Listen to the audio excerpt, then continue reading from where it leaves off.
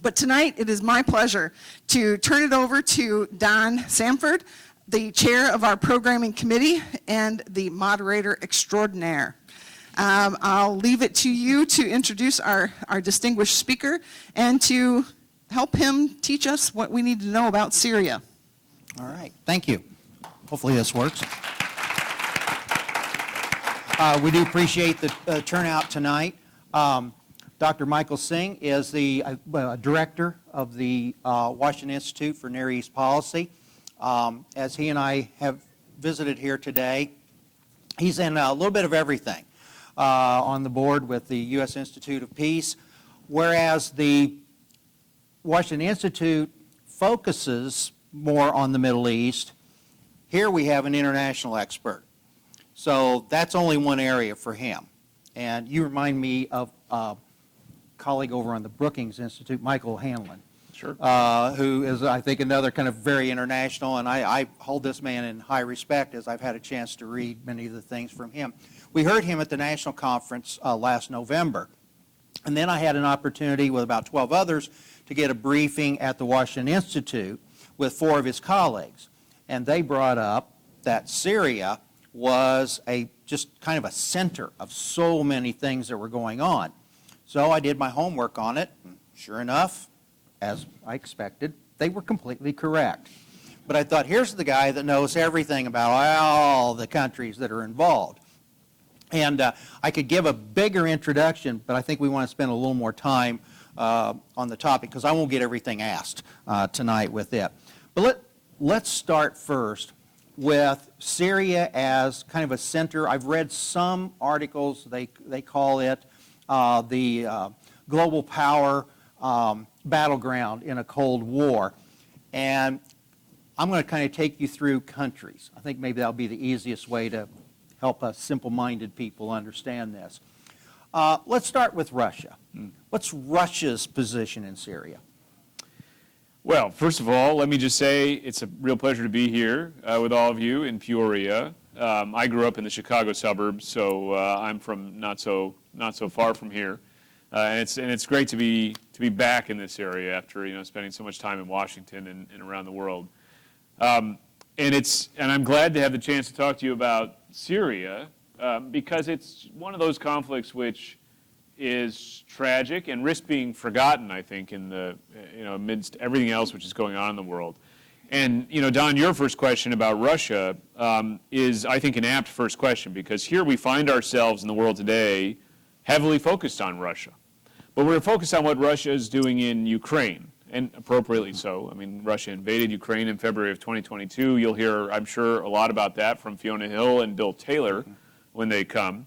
And just to give you a sense of how small world Washington is, Bill Taylor's a friend of mine. Nick Burns is a friend of mine who you're going to hear from. I worked with Nick Burns at the State Department 20 years ago. I was a Foreign Service officer, so you'll be hearing about Foreign Service. And I even participated in Scholastic Bowl. All right. You're on the right track here somewhere. All right, I don't know. Good to hear. So it's appropriate, I think, that we open with Russia because Russia has become much more, I think, a part of the American consciousness in the last couple of years. But really, in a sense, you could argue that what Russia has been doing in Syria has in a way sort of paved the way for what now they're up to in Ukraine and both their invasion in 2014 of Crimea and now their sort of further invasion of Ukraine in 2022. Because before the Russian intervention in Syria, I think most people thought that Russia was out of this business of intervening in foreign countries.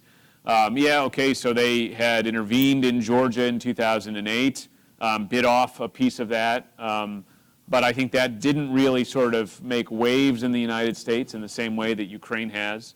But their intervention in Syria was seen as something that was done in direct opposition to U.S. foreign policy objectives.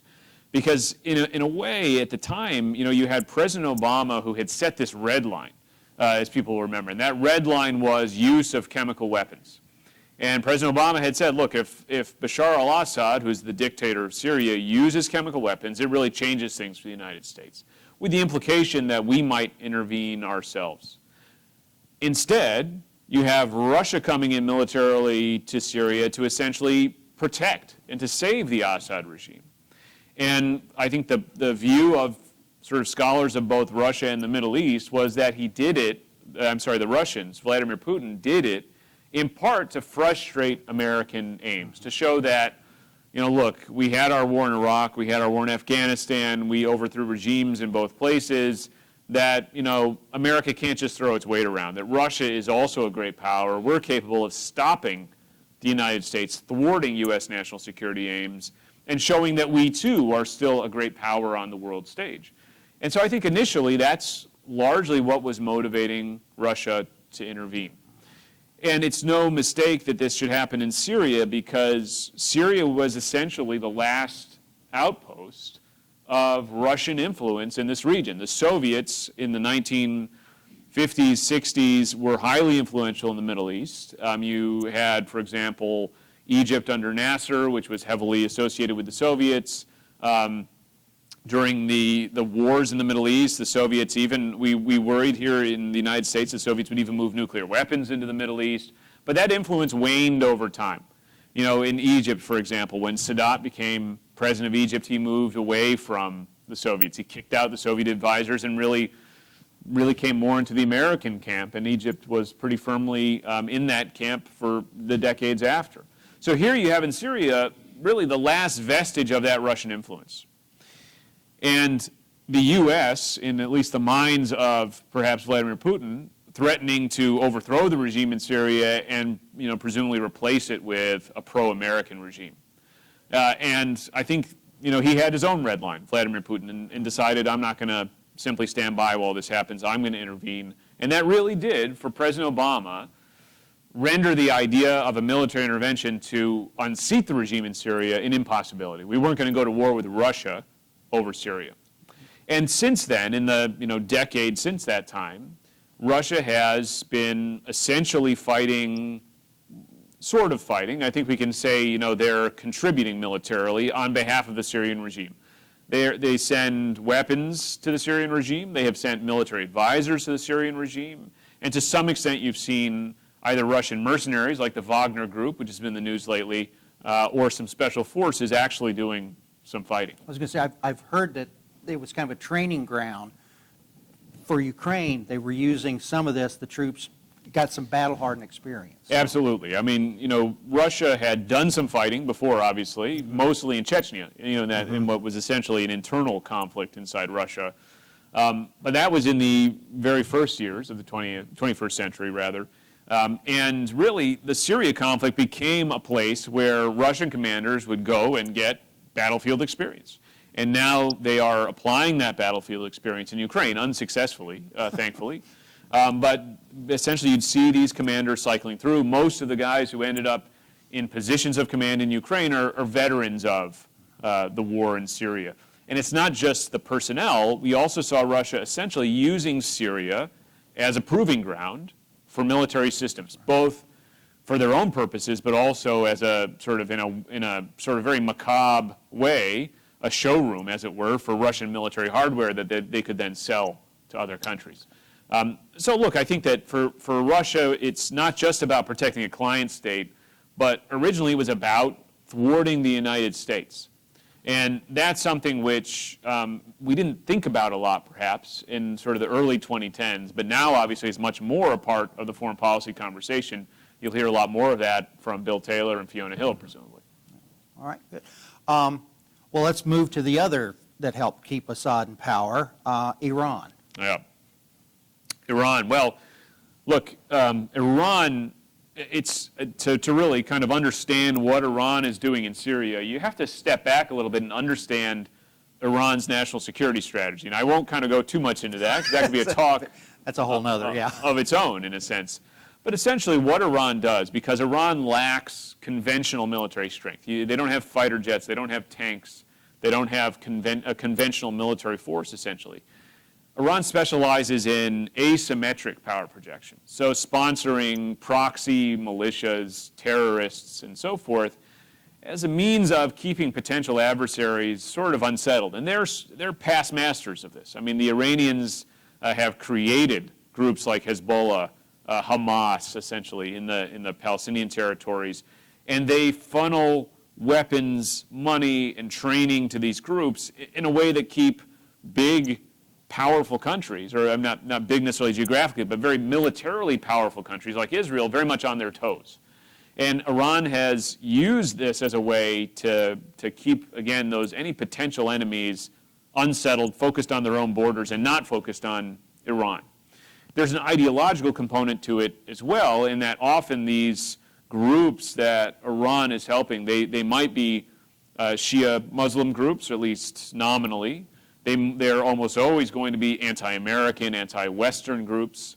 And oftentimes that gives them this common cause, at least tangentially, with the likes of Russia, China, and so forth. And so you can start to see where those threads come in.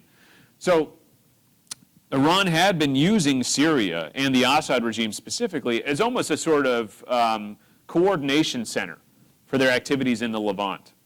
So you would see, for example, groups like Hezbollah, Palestinian Islamic Jihad, Hamas, and so forth, all coming together in Damascus. And that's where Iran's sort of special forces, the Islamic Revolutionary Guard Corps, would base their operations, base this kind of strategy they were carrying out around Israel and around some of those other countries there.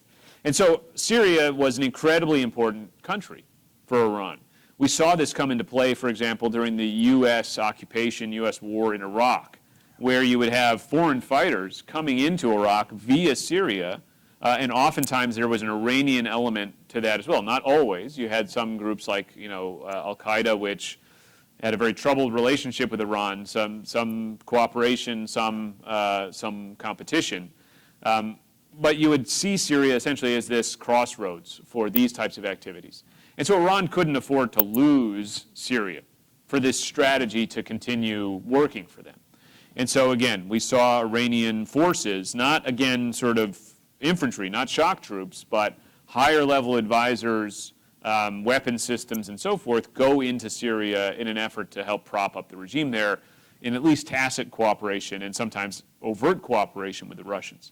Now for the Iranians, there was another angle as well, which is they brought in Hezbollah from Lebanon, and they have tried to turn the Syria-Israel border in the Golan Heights into a border that looks like the Lebanon-Israel border, where you'd have, sort of encampments of terrorists along that border who could then infiltrate Israel.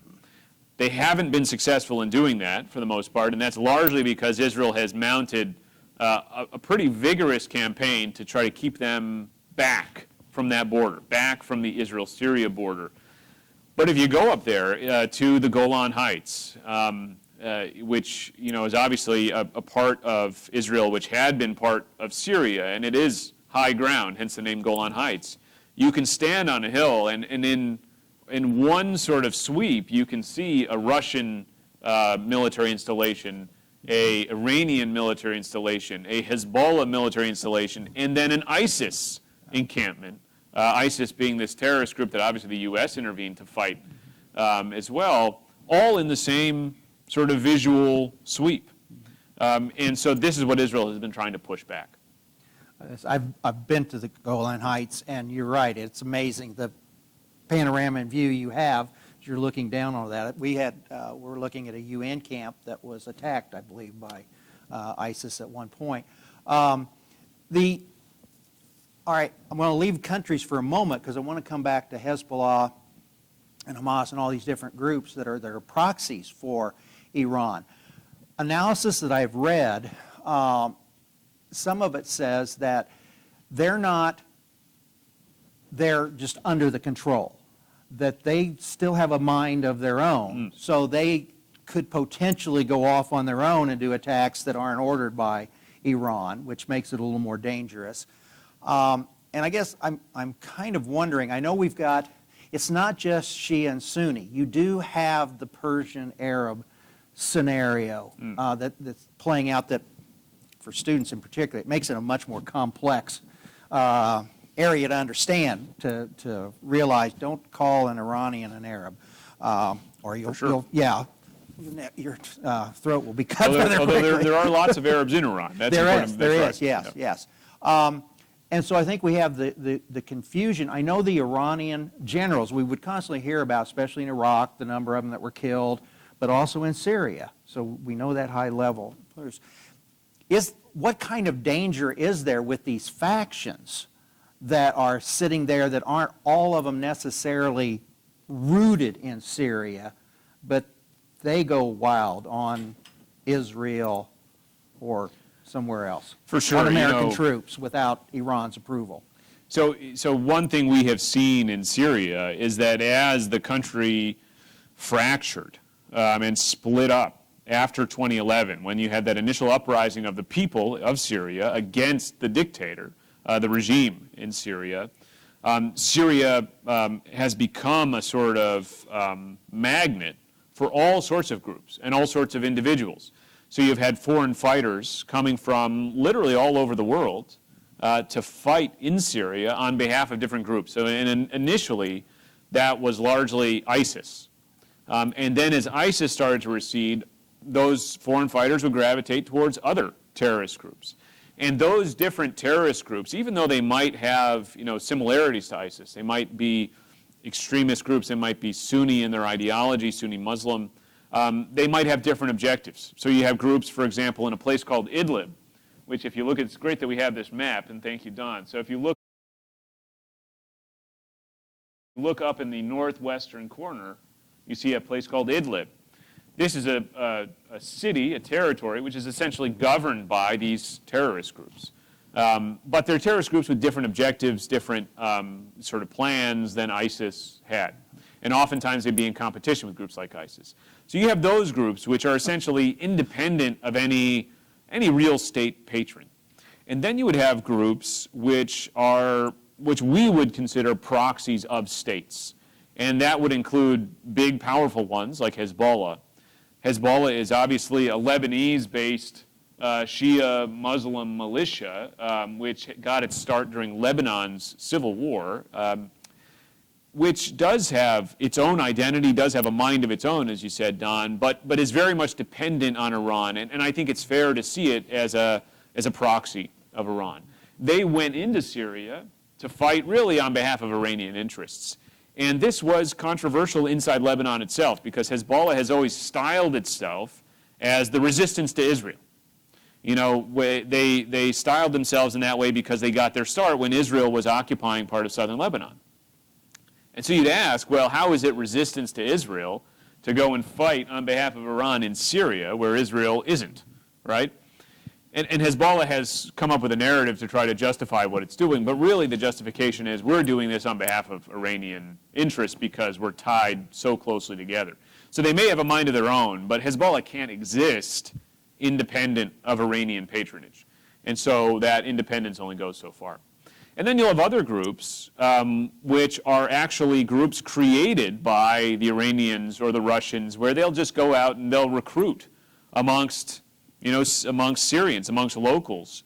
And usually it'll be a kind of much more basic motivation, money, power or something like that, where these young men will sign up and they'll be in essentially a pro-Russian militia or a pro-Iranian militia.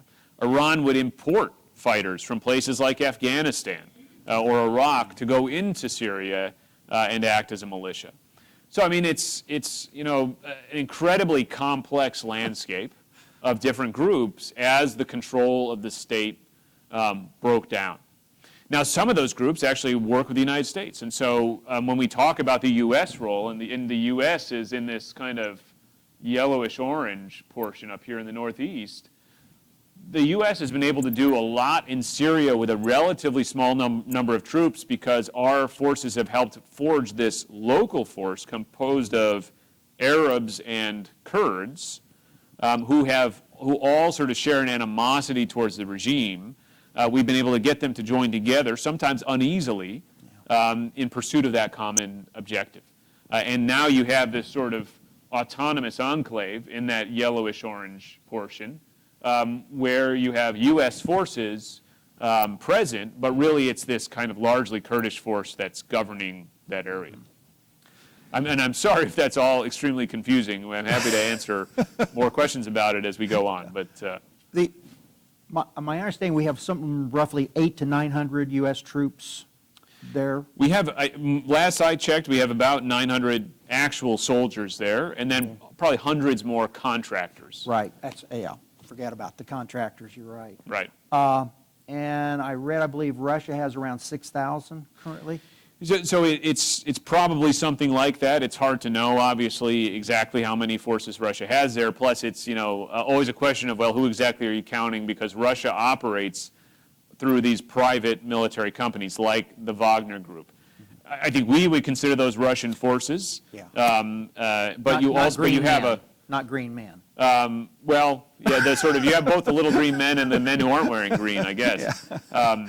So you have both actual Russian troops who are, oftentimes quite senior and are there in a training capacity, advising capacity, and then you'll also have Russian special forces, and then you'll also have these private military contractors, the Wagner Group and so forth. Man, that's a lot of different ones. So a lot of actors in the field here in Syria.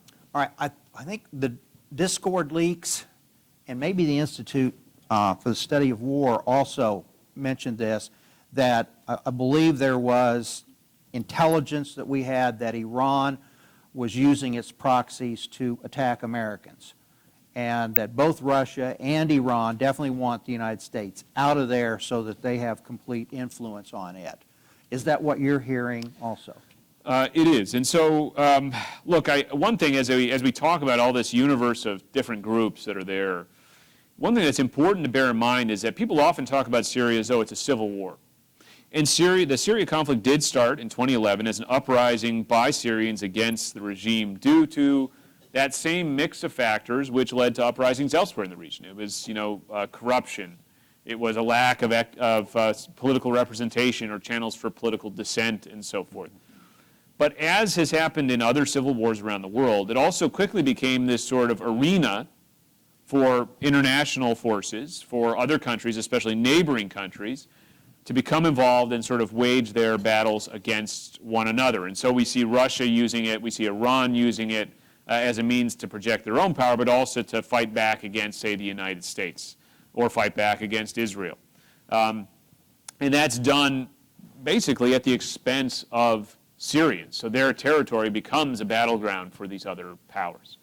So what we see Iran trying to do in Syria, just as they have been trying to do in Iraq, is use these local proxies, rarely Iranians themselves, but use local proxies to attack American forces in hopes of, I'm sorry, I've just somehow triggered Siri, which I didn't mean to do, in hopes of pushing those American forces out, and not just pushing them out of Syria or pushing them out of Iraq, but actually of breaking the will of the United States population, everyone here in this room, to be engaged in the Middle East at all, to see the Middle East as a place where engagement is futile, where intervention is futile, where it's just conflict and it's confusing and we don't gain anything. Mm-hmm. And you do hear narratives like that, obviously, in the United States, and those narratives have picked up steam. Well, our adversaries, whether it's the Iranians or Russians or others, are actively trying to push those narratives along by constantly harassing U.S. forces, U.S. contractors, and so forth. It makes me think, because this is a question I'm going to address with Fiona Hill and Bill Taylor, with Russia in particular, but I'm thinking with Iran and Russia and Syria, right now it's looking like Donald Trump is a good chance to be president again. So if I'm these countries looking at polls and so on, Trump wanted to remove all the troops and got talked out of it. So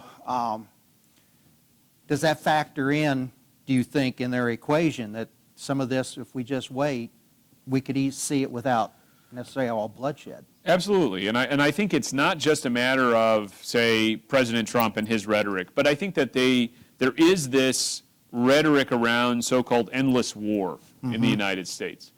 And in a way, it's understandable, because I think that just like, as we saw with the Vietnam War, we had these conflicts, Iraq, Afghanistan especially, where you had this kind of very intense U.S. involvement, and it just didn't seem like we were accomplishing anything. And it seemed like even what we were trying to accomplish was not clear.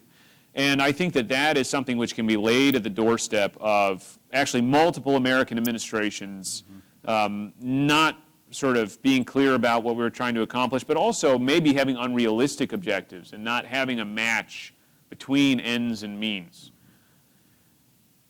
However, when you talk about everywhere the United States is engaged around the world in this sort of undifferentiated way, well, this is all part of endless war, that to me is a fallacy. Because, in fact, the U.S. intervention in Syria, for example, look, we can't forget why we went into Syria. It was because of this significant terrorist threat. You saw this group, ISIS, really rapidly spreading across Iraq and Syria, doing terrible things, which we all remember from that time, including 2 Americans.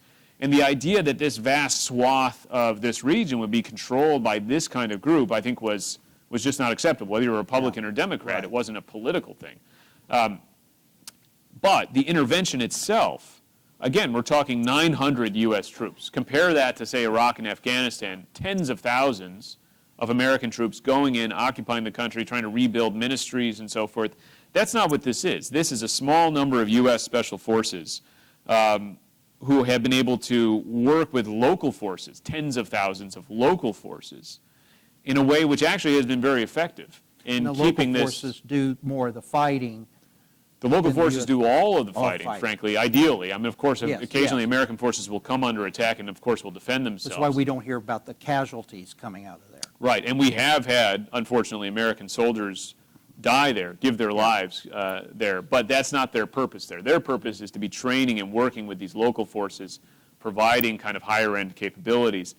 What I hope Americans would understand when they look at this is that's fundamentally different from sending 100,000 troops to a place to actually govern the place. So I don't think we should talk about this, about endless war in this undifferentiated way, because when it comes down to it, when you look at polls about what do Americans actually care about when it comes to our foreign policy, usually counterterrorism is number one. Americans don't want to see more terrorist attacks against the United States. Accomplishing that requires a level of engagement around the world, working usually with local forces to prevent these threats from gathering in the way they did before, say, 9/11. And I think what countries like China, Russia, Iran want us to conclude is that, again, this is futile. And what we should really be aiming for is not a world where you have the U.S. engaged around the world working with local partners in this way, but a world of spheres of influence where, okay, look, you leave Asia to the Chinese. Let's leave Eastern Europe and Central Asia to the Russians. And let's leave the Middle East to the Iranians if they want it. This is kind of the world of spheres of influence, a sort of 18th or 19th century world. The problem is, however, that that's no way to prevent these terrorist threats from gathering. It's no way to prevent war. I think history teaches us that very clearly. Whereas the mode in which we've been operating post-World War II, of much more active American engagement around the world with local partners, has been actually a lot more successful in delivering us peace. Not every war, of course, has been the right choice, in my view. But that shouldn't be taken as sort of, well, American military engagement around the world is somehow a failure, somehow something that we shouldn't be engaged in. That's, I think, where we go wrong. But we've got plenty of adversaries who are very happy not just to have us think that, but to amplify that message and to help shove us out the door if they can. We'll have a program next spring on the Pacific Islands, and with China putting its foot, all of a sudden the United States is interested again. Right. There's that danger if you lose your footprint and then our adversaries, I'll put it that way, not enemies, adversaries come in, then you're trying to get your footprint back, and that can be more difficult. I can kind of see that as an argument. We've in essence covered the United States. I'm going to save the Arab League and Saudi Arabia till last. So let's go to first, let's China, because it's not as big a footprint, but what is their interest in Syria right now? Sure, and one thing I talk about a lot these days especially is China's strategy in the Middle East and China's strategy in other regions, Europe, Africa, outside of Asia, because China is a rising global power and increasingly is active around the world. And the Middle East is certainly no exception to that. We've seen over the past 5 to 10 years a real significant increase in Chinese engagement in this region, not just economically, but diplomatically, militarily even. But we don't see much Chinese involvement in Syria. And it tells us a little bit about how the Chinese are operating in the Middle East. So the Chinese, are looking for opportunities in the Middle East. They're looking for economic opportunities, for sure. We see tremendous Chinese investment and trade with almost every country in the Middle East. They're looking for diplomatic opportunities. Many of you will have seen that China just brokered, for example, a diplomatic rapprochement between Saudi Arabia and Iran. They're looking, in a sense, for military opportunities, not in the way that we are. They're not nearly as engaged overseas militarily as the United States, but they do have a permanent naval presence in the Middle East. They use it to try to protect their shipping to some extent. They have used it to evacuate Chinese nationals from countries which undergo conflict. They have their first permanent overseas naval base in the Horn of Africa, right next to an American military facility. There are plenty of reports to indicate they're interested in building a second such facility in the Persian Gulf. Most of their oil supply is coming from the Persian Gulf, and so that's maybe no surprise. And so even militarily, they're increasing their engagement. But for the most part, they're still, and maybe this is a little bit counterintuitively, reliant on the United States' provision of security. And so we see them heavily engaged economically, for example, in Iraq, a place where you've had heavy American military engagement, where the United States has trained the security forces, where you can't say the U.S. is delivering stability, but there was a strong U.S. hand there that enabled that kind of outside investment to come in. You don't have that in Syria. In Syria, you have no one that can guarantee the security of your investments, of your nationals, and so forth, and so you don't really see China in Syria. Because they're not going to send forces overseas to do that themselves, at least at this stage of their involvement around the world. And so China is not really a big player in Syria itself. Where we have seen China playing instead is on the international diplomacy over Syria, and unfortunately they've been playing quite a negative role. And so we have seen China exercise its veto power in the UN Security Council over and over and over again with respect to Syria. And there's a little bit of a conundrum here, which is, okay, why?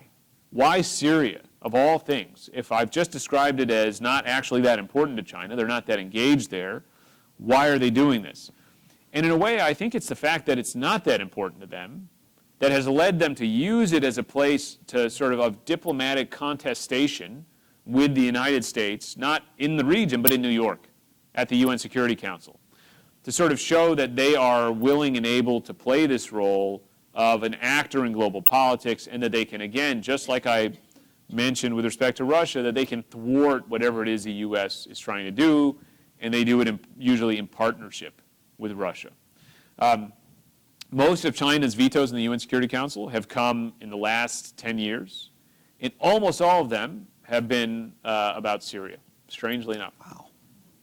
Your colleagues, Andrew and Anna, wrote an article about not relying on the UN Security Council, and partly because of China and Russia doing all the vetoes all the time. So it makes more sense with what you said. I wouldn't rely on the UN Security Council for much of anything. That's but, true. Just a warning to everybody there. But whenever you got a veto. Well, let's go to the one that I focus heavily on, is Turkey and the Kurds. Yeah. And you do have Turkish troops inside the border in Syria. And so if you can explain to the group the fun dilemma that exists there with our allies, the Kurds. Yeah. So the U.S. does a quandary that you and I talked about, so I'll let you explain. Well, sure. I mean, it is a quandary because, as I mentioned, the U.S. forces in Syria have partnered with local forces. But the most effective local force that we have found in Syria are the Syrian Kurds, especially a group called the YPG, and I won't bother going into what these acronyms stand for. But the YPG is essentially the same as a group called the PKK, which is it's a Kurdish group designated as a terrorist group by the United States. And so when we went into Syria to fight ISIS, decided to partner with this group which in turn partnered with local Arab forces to form a group called the SDF, the Syrian Democratic Forces, in order to fight ISIS. And essentially there's a little bit of expediency in that decision, and I think that anyone listening to me can already tell that you have this one really big problem, and so you make some decisions which are expedient. This created real tensions between the U.S. and Turkey, because Turkey considers this group, the PKK, the YPG, and so forth, all those acronyms, to be essentially their mortal enemy. They consider this to be their big security threat, because, of course, they've been fighting the Kurds inside Turkey and across their borders with Iraq and Syria for decades now. And so this has proven to be a real sort of thorny subject in U.S.-Turkish relations, a real thorny subject in Turkey's relations with, for example, Sweden, which wants now to join NATO and needs Turkey's approval to do that. Sweden has taken in a lot of Kurdish refugees, and this is the main sticking point in their NATO accession talks, something which I'm sure that they never thought would come into play has now all of a sudden become the major issue in their foreign policy. So this illustrates, in a sense, the difficulty the U.S. faces in practical terms of making this pivot that everyone talks about from the foreign policy we had in the 2000s and 2010s, which was very focused on the so-called global war on terrorism, to a foreign policy of so-called great power competition. Today, what's in vogue in Washington is, look, let's not do any more of this endless war. Let's instead focus on big nuclear-armed threats like Russia and China, because we see that's really where the future threats are. Well, if you want to focus on Russia and China, nobody look at Angela's password.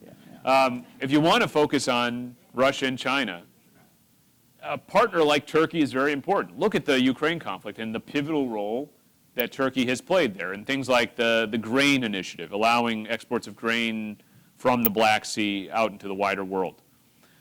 Turkey has provided drones to Ukraine and so forth. So Turkey is one of those kind of medium-sized sort of swing states, as it were, in foreign policy.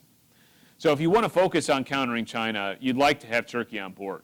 But if you want to focus on keeping ISIS down, if you want to focus on terrorism, then you got to partner with the Kurds, who are Turkey's mortal enemy.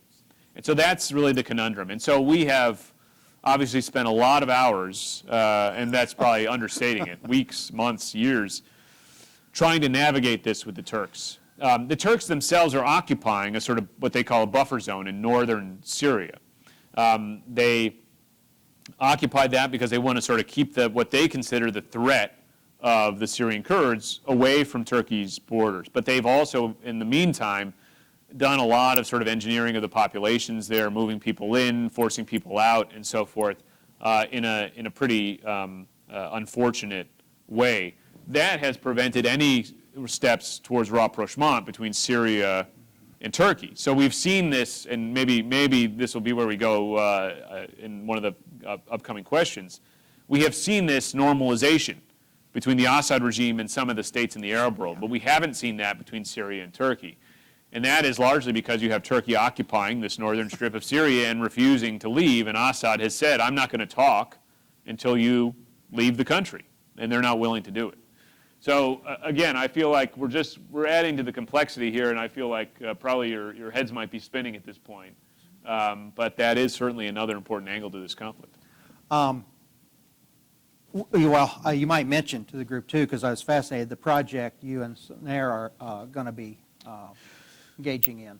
So Erdogan is a loose cannon. Who knows what from day to day what he's going.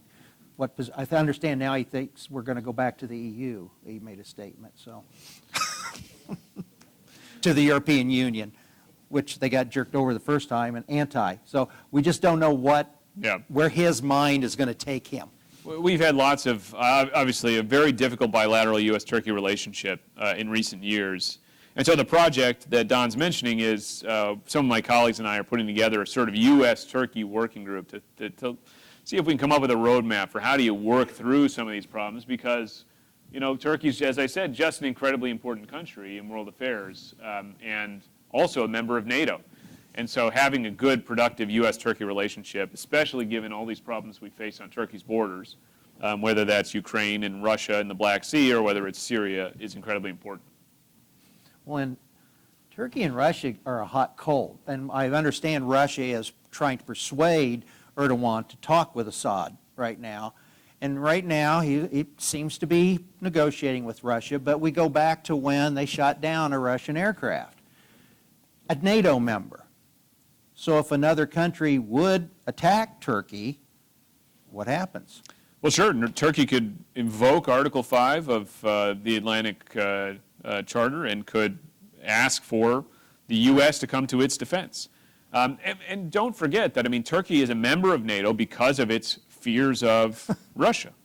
And while Erdogan, you know, has a relationship with Vladimir Putin and they try to manage that relationship, because of Turkey's position, you know, with whether it's the Russian Empire, the Soviet Union, or now modern Russia, to right on their border to its north, they have sought protection and security in Europe, in their alliance with the West, in NATO, and so forth. And frankly, I don't see that changing anytime soon, despite all the difficulties in the U.S.-Turkey relationship. That provides Erdogan with sort of the confidence to then go and negotiate with Russia over economic issues, over military issues, and so forth. Okay. We'll finish. I want to finish with the Arab League, but then I have one final question about a particular object and Iran's role in it. But let's talk about the Arab League, in particular Saudi Arabia. We've had that reapproachment.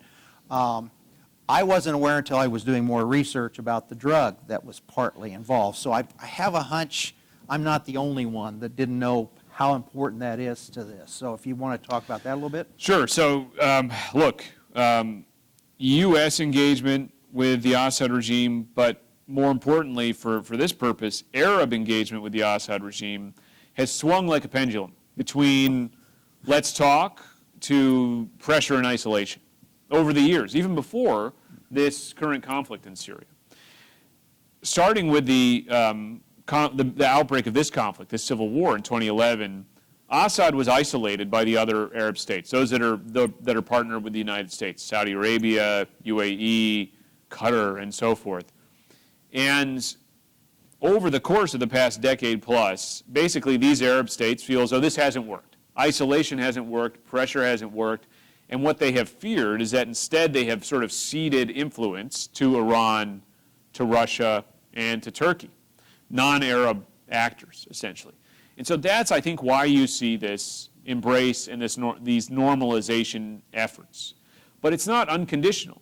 When these states go to the Assad regime and say, okay, we'll allow you back into the Arab League, which they did over the objections of some of the members of the Arab League, like Qatar, like Kuwait, like Morocco, they say, but you have to do certain things. And one of the top things that they have asked of the Assad regime is to curtail the drug trade. And so Syria, in the past decade, has become very involved, has become central to the trade in a synthetic drug called Captagon, which I believe is a type of amphetamine, a methamphetamine. Yeah, that's what I hadn't been familiar with. I am not a drug expert myself. But so the Assad regime, as it tends to do, whether you're asking it to rein in terrorism or rein in the drug trade, will always say yes, of course, and then they do nothing.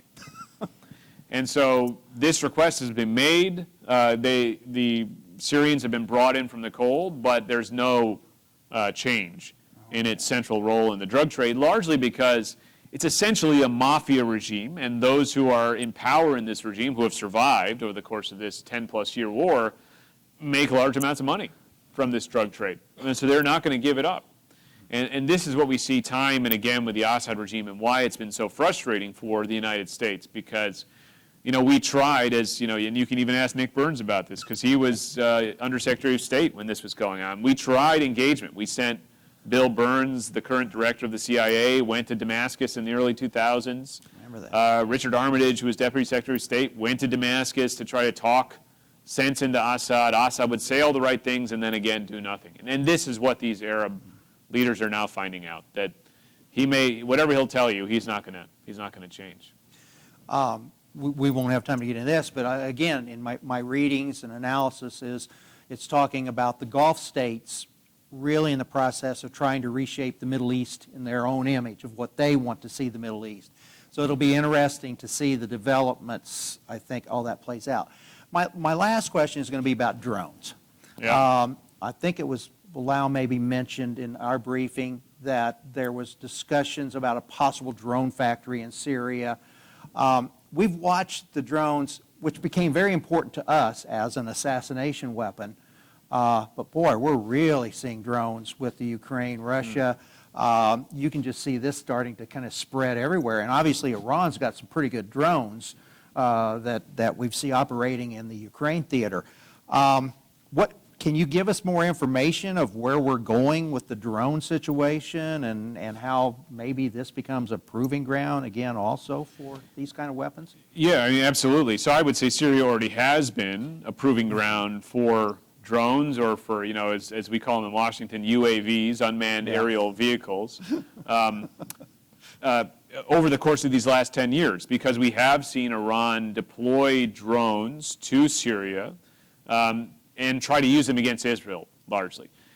They have been used against U.S. forces and so forth, but largely what we see are either Iranians or Hezbollah trying to fly them into Israel to mount attacks. And the Iranians are actually quite good with drones, and that's why you see the Iranians providing drones to Russia, which are being used every day in Ukraine. They're not particularly sophisticated drones, but drones don't need to be sophisticated to have a devastating effect. The main benefit of drones is that they're unmanned. And so you don't care if they get shot down. You don't care if they blow up on impact. But that's the purpose of a drone. It's meant to be a cheap way of precisely targeting whatever it is you're trying to attack. And so we've seen these so-called suicide or kamikaze drones used in Ukraine. They're Iranian manufacturer, largely using Chinese components, unfortunately some American components, and they're cheap and therefore can be bought in large numbers and deployed in large numbers, and they're tough to defend against. And basically, as this technology advances, we're going to see it, or we already have seen it bifurcate a little bit. You have drones which are very sophisticated. The United States tends to operate drones like this, drones that can be used, that can stay in flight for very long periods of time, periods that no pilot could ever accomplish, but are not nearly as expensive or difficult to operate as, say, a satellite. So it kind of occupies this in-between space, in between, say, a geospatial satellite and a spy plane that's piloted. So you have very sophisticated drones. Those will become more sophisticated thanks to artificial intelligence. So they become more and more autonomous. And I'm not talking necessarily about sort of Skynet here, but they will be able to do more without necessarily the human operator having to do as much of a task.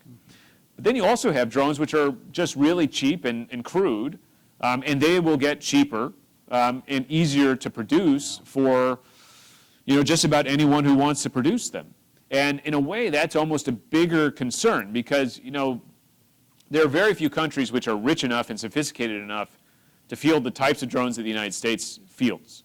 But there's plenty of countries that could buy cheap Iranian drones or maybe make them themselves and use them to pretty devastating effect. We would like to see those states that have experience with this, like Israel, share that expertise with states like Ukraine, which are being attacked. But for various geopolitical reasons, the Israelis have been very reluctant to do a lot of that. And so that's actually a big focus right now of American diplomacy, is trying to get other states to help the Ukrainians, but oftentimes there's this reluctance because those states don't want to burn their bridges with Moscow. So again, I mean, it shows you how all these issues are connected. Whoever would have thought at the outset of the Ukraine conflict how involved Turkey would be, supplying drones to Ukraine, brokering grain deals between Russia and Ukraine, Iran supplying weapons to the Russians, the Saudis forming this OPEC plus alliance with the Russians, which has in a way been an economic lifeline. Wow. The Emiratis and the UAE providing safe haven for Russian citizens and Russian money, helping the Russians evade sanctions. And it just shows you how you can't really break the world down into regions. The Middle East is important for the Ukraine conflict. The Middle East will be important if there's a crisis over Taiwan. And that's why you can't really engage in this sort of foreign policy board game of saying, well, today we're going to focus on Asia, or we're going to focus on Europe, and we're not going to focus on this other region. Unfortunately, or fortunately, the world is interconnected, and these conflicts are interconnected. Well, that's why I picked the topic, because we've just brought in. We haven't had time, I only have 6 more questions, but we haven't had time, to discuss either. The Kurds are the ones where most of ISIS is imprisoned currently. And so if Turkey takes out the Kurds, where do these ISIS prisoners, well, That's kind of right. know. And I also have read that Iran and Russia in particular are spreading lies about the U.S. and getting a lot of recruits coming in. So the complexity just continues on and on and on. I know you're going to go to questions, but there's one thing that's worth mentioning in that regard, because I do get often asked by Americans or by interviewers, sort of, why should Americans care about this? I mean, Right. not in a callous way. Of course, you know, we can all care because, you know, we care about sort of conflict around the humanitarian. world and from a humanitarian or just a human perspective. But you think about what's going on in Syria. There's a place in Syria which is not on this map, but it's in the northeast, and it's called Al-Hol. It's a camp. It's not really a refugee camp per se. It's a displaced persons camp. People who have nowhere else to go, they go here. And it's largely populated by women who, you know, were wives or, you know, another way connected to ISIS fighters who are men. Those men are not there. They're largely in prison. And children. Then they're largely stateless. You know, they have nowhere to go in Syria. They have nowhere else to go in the world. There are 50,000 children in this one camp. Man. And so you think about this and think, okay, 10 years from now, 15 years from now, what's going to happen to these 50,000 children? Look at the environment in which they're being raised. It's not even a UN refugee camp. It's not being run by, say, an NGO or a charity. It's just essentially, it's sort of, there's no law, it's governed by itself.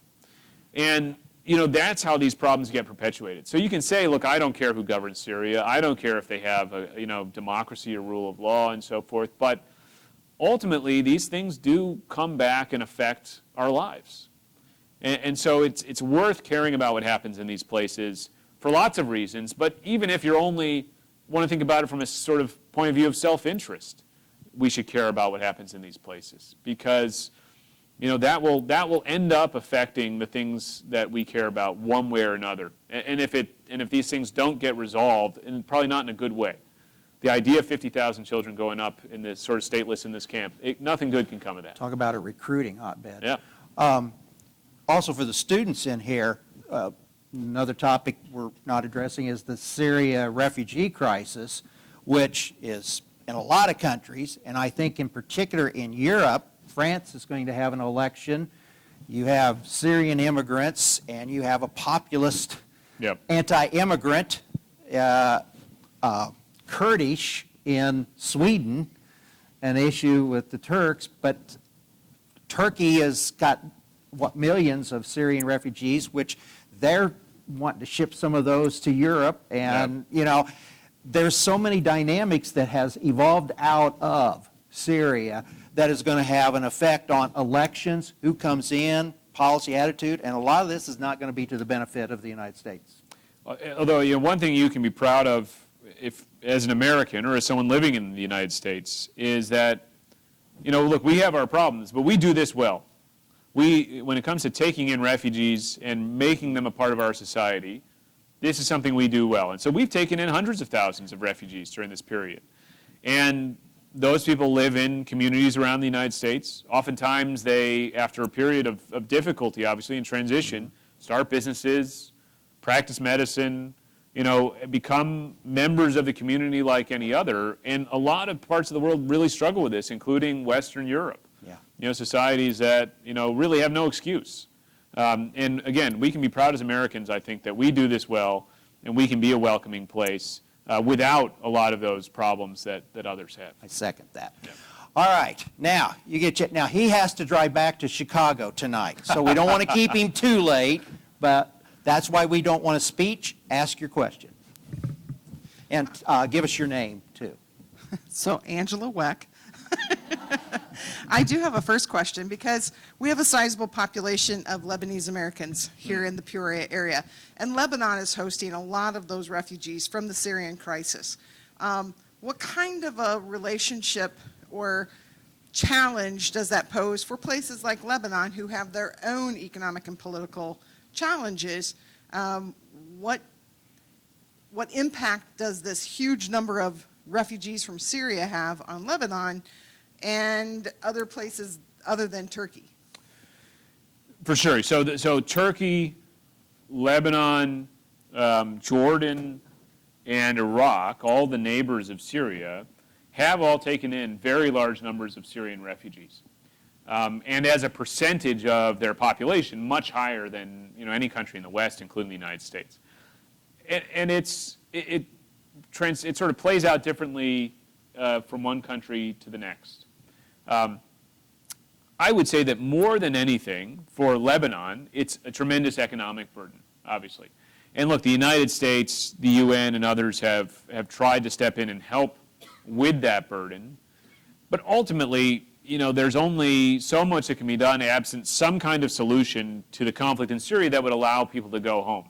The problem is that if you look at polls of Syrian refugees, something like 95% say they never intend to go back to Syria, not because they don't want to, but because they basically don't feel as though they can. They don't feel as though there ever will be security. They feel as though there will be retribution and so on and so forth. And they start to obviously make lives in other places. So look, I mean, economically especially, but also to some extent politically, there has been this enormous burden on Lebanon, but also on Jordan, also on Turkey, also on Iraq. What hasn't happened, and I think, again, this is just important to note, is that this hasn't sparked somehow conflict in these countries. And there is often this kind of stigma or assumption that if you have these large refugee flows, you're going to have security problems. And we haven't really seen that. Because these are people who are fleeing for their lives from war. They're not coming with nefarious motives for the most part. It's not to say that you can't have terrorists who make their way into this stream. There have been examples of that, especially in Europe. But we haven't seen that. And so, look, I think you have to laud these countries to some extent for just being willing to host these refugees. I think we need to continue to help them because we don't want to see, even from an economic standpoint, instability in any of these countries. And I think we have largely tried to be helpful.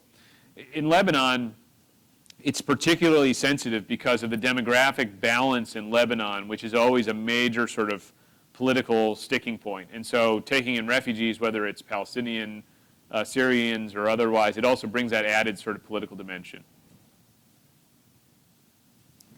Before we have one other question, I hope that tonight the mud has little pockets of clear water. For me, as one who studies this like crazy, I felt like it's been more of a concrete answer rather than a policy wonk one, because it is a complex issue. But I really have appreciated it. So I just wanted to mention, I hope you will leave tonight feeling you have at least a little bit better understanding of this complex issue. Trevor? Yeah. So my question is, we've talked about it in different angles, but I'm curious more about the modern relationship with Iraq, how Syria sees Iraq, given that their previous historical ties to the Arab League, but also at the same time you have the rise of ISIS and the power vacuums, and is Iraq friend or foe in the way they kind of envision their relationship moving forward, especially with their mutual concerns with the Kurds?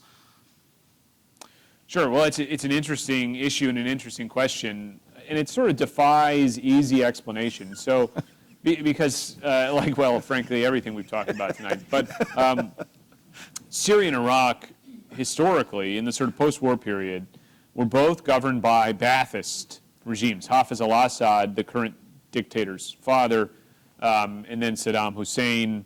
These were both Ba'athist leaders, theoretically sharing a kind of ideology. And yet they were actually at odds with one another. They weren't friendly with one another. And then during the U.S. War in Iraq, as I mentioned, the Syrian regime played a role in supporting the anti-American elements in Iraq. So quite a negative and destructive role, certainly from our perspective and from the perspective of the governing authorities in Baghdad. I think now largely when you look, you have on the Iraqi border, and you can sort of see it here, you have both this kind of northeastern enclave as well as this other area down here, which is, this is more desert in this kind of more southwesterly area. And so they face largely security threats coming from Syria because the situation in Syria is so unsettled. You have Iranian forces, you have terrorist groups, and so forth operating there. And there's a concerted effort to ensure that it doesn't spill over into Iraq. But there's other links as well, which, some of them are negative and some of them are positive. For the U.S. military, we couldn't have, for example, the mission that we do in northeastern Syria if we couldn't support it from across the border. So you have, obviously, U.S. forces as well in Iraq, much fewer these days than in the past, only a few thousand. But having that sort of depth, as it were, for the mission is incredibly important to allow it to happen. So if you didn't have U.S. forces in Iraq, you couldn't have U.S. forces in Syria. Humanitarian aid has flown across some of these crossings, like this. There's one right down there by the Euphrates River from Iraq into Syria, and that's been particularly important because obviously the Turkish border has been so difficult. And so it's a complicated relationship the two have, but there isn't much of a political relationship because obviously Bashar al-Assad's status in the Arab world is not very high, and Iraq has gone in a very different, much more positive direction, even though they also still have their problems. And so it's not much of a relationship, I would say. And let's not, when you go home, forget the Syrian people who are the pawns in Sure. all of this, which Absolutely. is sad. Okay, couple more questions. I talked about having him out of here at 1:15. I think we have one on each side. Good. I'm curious how the earthquake shook it all up and added, an unexpected dimension to what's already a really complex picture. So Yeah. just a little bit about maybe that. What a mess. Absolutely. Well, so obviously Syria was not in a very good place to deal with that kind of disaster. And so it was just a tragedy on top of a tragedy, essentially. And in a sense, there isn't that much more to say about it beyond that. The Syrian regime received offers of help, some of which it accepted, some of which it rejected for political reasons. The U.S. issued a waiver, a very general, very broad waiver of sanctions for the specific purpose of earthquake assistance, the disaster response. Unfortunately, what we saw happen was that waiver was written so broadly, too broadly, in fact, doesn't even mention really the earthquake, that it ended up being used by the regime for all sorts of purposes completely unrelated to the earthquake, to basically enrich itself, try to resume trade, try to get out from under this kind of burden of sanctions. And so that's unfortunate, and I think that needs to be corrected by the U.S. government, especially if there's any kind of further such situations. But really, it's, as I said, I think that there isn't a whole lot you can say about it other than it is a tragedy on top of a tragedy. And it's times like that where you need a functioning government in a place like this, where you need a government that serves the people, and you don't have that in Syria. Last question. I was wondering, as a foreign service officer, as you are now, Former, right. former, Yeah. how you've seen social media and new technologies come in and impact this region in terms of anti-Western rhetoric and all that. Sure, that's certainly, it's a big question, because the answer is both have had a profound impact. And you can identify some positive and some negative impacts. So if you look at social media, for example, obviously in the Middle East, everybody has social media in the same way they do in the United States, and it's not quite the same mix, so you have, I think, a lot more Facebook in the Middle East, but it has the same positive and negative aspects that it does here in the U.S. I would say what we worry about when it comes to social media in the Middle East is the way that it is used by adversarial regimes, often in cooperation with one another. So Russia, China, and Iran often amplifying one another's messages for disinformation, and that disinformation is often targeting the United States and anyone who's partnered with the United States. So, governments which are friendly to the United States. And we have a difficult time responding to that. So you'll see, for example, the Russian government, especially sponsoring disinformation on social media, we hesitate, obviously, to respond with disinformation of our own. That's not how we operate. But we struggle to respond at all, really. I mean, and if you look at, say, you can do it, actually, when you go home or do it on your phones. You look at the Twitter feed of, say, U.S. embassies. It's often pretty plain vanilla, boring stuff. Here's a ribbon cutting at a cement factory or something like that. You look at the Russian ambassador's social media feed, and it'll often be just propaganda directed to the United States. And so it raises this question for U.S. government, for really sort of the U.S. more broadly, of how do we want to respond and sort of operate in the social media sphere overseas. We would like to be a force for good. I think quite genuinely we want to be a force for good. We don't want to be, as I said, spreading disinformation. Yet we also can't be naive. We also can't be just totally on the defensive. And so that's a tough balance to strike sometimes. Ironically, oftentimes private actors are better situated to do this sort of thing than we are. And so, for example, if you look at the Iran protests inside Iran that have been taking place over the past year, they just marked their 1-year anniversary. Actually, there's a television station which has received a lot of Saudi funding called Iran International, which has probably been more effective than any state-sponsored, like Voice of America or even BBC television network at kind of really covering the stories of these protesters and getting under the skin of the Iranian regime. And it may just be that private actors are nimbler at doing this kind of thing. When it comes to new technology, again, obviously there's tremendous concern in Washington about how things like artificial intelligence, drones, and so forth can be basically instrumentalized by regimes like Iran's and Russia's and China's and Syria's. We see, for example, in China, the use of things like facial recognition, things like digital currencies to really exert strong control over populations. With facial recognition technology, which is dependent on artificial intelligence as well as massive amounts of data, you can detect whether a person is attending a meeting. You can see who was at a gathering. The sort of Orwellian kind of possibilities are almost unlimited. And then if you also have control over their phones and their bank accounts, you can follow up by, say, if you're a business and the business owner attends some meeting that maybe the government doesn't approve of, you can zero out their bank account. And so we worry about these technologies being technologies of social control for authoritarian regimes, but also obviously being turned into weapons of war or utilized in weapons of war. Now, we ourselves are trying to incorporate things like artificial intelligence into our military systems. And so we also are trying to utilize these technologies. And there's a bit of an arms race over things like artificial intelligence between, say, the U.S. and China for who will be at the leading edge and who will most effectively be able to use it in military applications.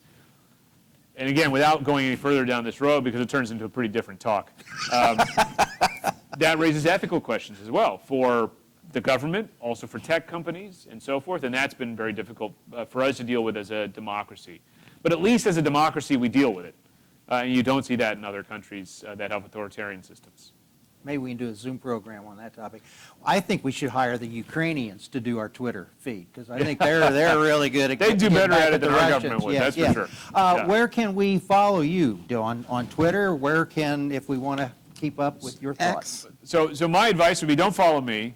I am the managing director of an institute. If you're interested in the Middle East, my institute's called the Washington Institute for Near East Policy. Our website is washingtoninstitute.org. I have colleagues who are from the Middle East, from the United States, from France, from the UK, who are real granular experts in all of this. And so if you want to dive deeper into any of these subjects, look at our website. We've written, you can get inundated. I think we put out sometimes like 20 pieces a week, and I'm sorry for that. But it's good stuff. You can really get into this stuff, and so by all means, do check out that website. If you want to follow me on Twitter because you got nothing better to do that too. But first, look at the website. All right. And if you want to follow somebody, follow the Peoria Area World Affairs Council on There you Facebook. go. Yes, even better. So, thank you for the segue there. Yeah. Well, thank you so much. It was Pleasure Thank to you be very here. much, Michael Singh and Don Sanford.